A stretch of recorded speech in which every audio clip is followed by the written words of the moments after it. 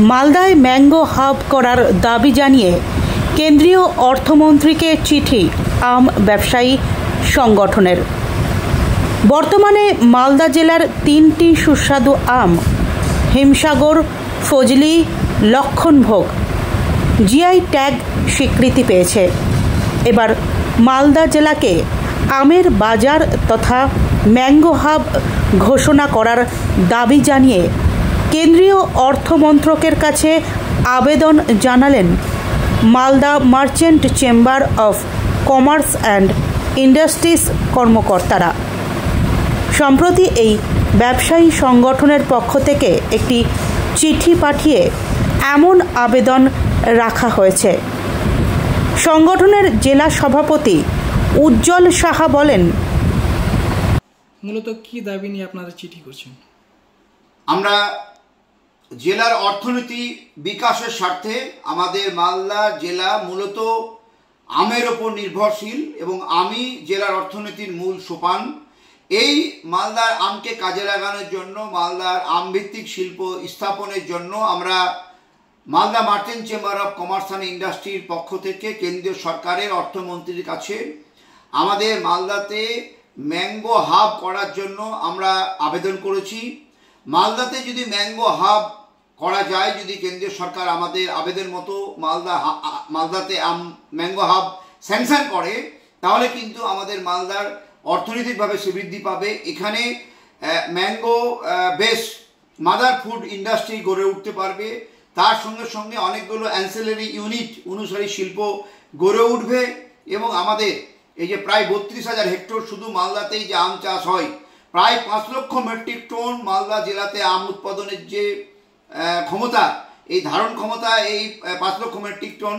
এবছরও প্রায় 3.5 লক্ষ মেট্রিক টন আম উৎপাদনের একটা সম্ভাবনা এখন অবধি দেখা দিয়েছে।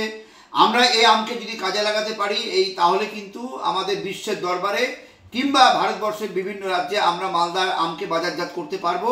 সেই জন্য আমাদের যেটা দরকার এই ইকোনমিকে বাঁচানোর জন্য, সেটা হচ্ছে মালদাতে ম্যাঙ্গো হাব গড়ে তোলা।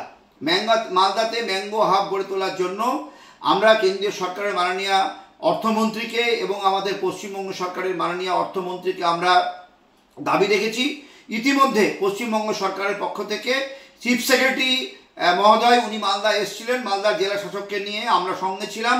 আমাদের মালদা জেলার বিভিন্ন ম্যাঙ্গো অর্চার্ড এবং আমাদের প্যাক হাউস উনি ঘুরে দেখেছেন এবং রাজ্য সরকারের পক্ষ থেকে প্যাক হাউসে আরও আধুনিকরণ করার জন্য প্রায় 84 লক্ষ টাকা স্যাংশন করেছেন।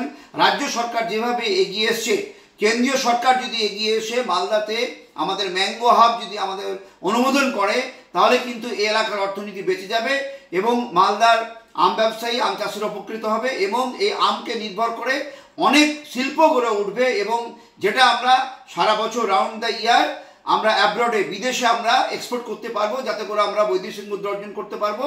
সঙ্গত কারণে আমরা মালদাতে ম্যাঙ্গো হাব করার জন্য কেন্দ্রীয় সরকারের অর্থমন্ত্রীর কাছে আমরা দাবি রেখেছি। মূলত কি কাজ হবে সেখানে?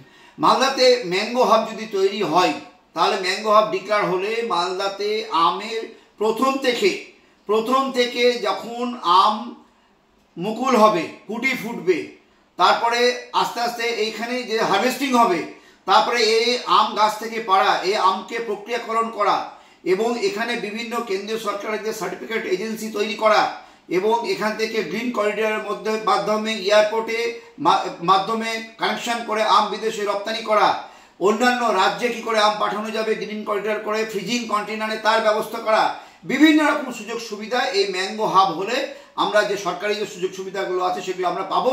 এতে করে কিন্তু আমাদের আম চাষি, আম ব্যবসায়ীরা উপকৃত হবে এবং এই যে গাছ থেকে পড়ে যাচ্ছে লক্ষ লক্ষ মেট্রিক টন আম এবং আমাদের প্রোডাকশন কস্ট 1 কেজি আম উৎপাদন করতে প্রায় 20 টাকা খরচা হয়, কিন্তু আমরা সেই দামটা পাচ্ছি না। ম্যাঙ্গো হাব হলে আমাদের কেন্দ্রীয় সরকার আমাদের সহযোগিতা যদি করে, আমাদের পাশে দাঁড়ায়, রাজ্য সরকার যেভাবে সহযোগিতা করছে, তাহলে যদি ম্যাঙ্গো হাব ডিক্লেয়ার করা হয় কেন্দ্র সরকারের পক্ষ থেকে, তাহলে আমাদের এলাকার অনেক উন্নয়ন হবে, আমাদের আম চাষিরা উপকৃত হবে।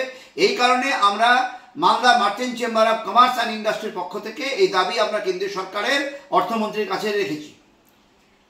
আম হাবের জন্য কি কোনো জায়গা সিদ্ধান্ত করা হয়েছে জেলায়?